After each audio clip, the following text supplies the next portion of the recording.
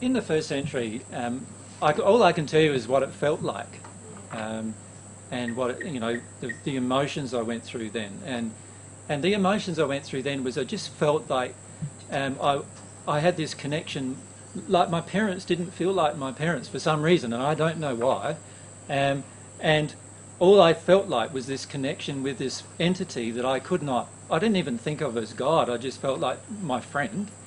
this friendly entity that I could connect with and just feel love from. And then it was only when I get older, and then I went in my teens, that I started realising that this was actually God giving me love, and I started putting together all the different things in the Bible for telling the Messiah's appearance and so forth, and putting all those things together and eventually realising that this was, if you like,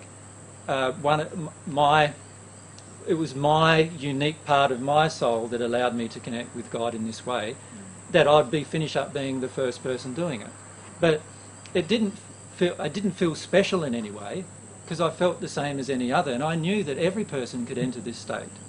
Does that make sense? And now there are literally billions and billions of people in this state. They're just not on Earth.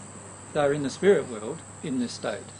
And what the whole reason for the 14 returning back to Earth is to help everyone on Earth have the opportunity to get into this state, and to demonstrate through our own actions how this state is achievable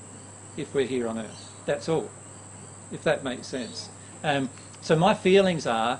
very much related about, like, I don't know why I have that particular gift in my soul, but to be honest, I don't know why some of the people here have the gift of music in their soul either, and some of the other people have this gift of art in their soul, and some of these other people have these other gifts that I don't seem to have. Right? So I sort of see it as like, this is just my gift in my soul, and you have your own unique gifts in your soul, and one day I'll know what they are, and I can feel a lot of what they are already, but one day you'll know what they are, and you will change the world in your aspect of your gift, and every single one of us eventually will actually have such a powerful effect on every single other person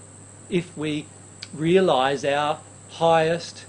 ideal, which is at one-ment with God, at one-ment with our soulmate. In that state, we will be the most powerful person God created us to be, and every other personal interaction that we have will just be immensely satisfying.